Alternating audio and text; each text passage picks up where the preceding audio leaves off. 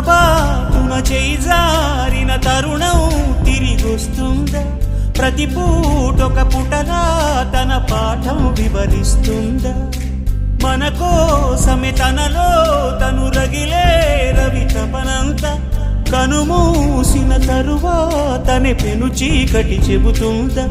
కడతేరని పయనాలెన్ని, పడదోసిన ప్రణయాలెన్ని అని తిరగే ఛాయా చరిత పుటలు, వెను చూడక ఉరికే కథలు, తమ ముందు తరాలకు స్మృతుల చితులు అందించాలా ప్రేమికులు.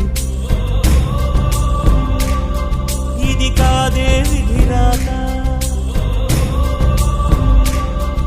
అనుకోదేం ఎదురీత.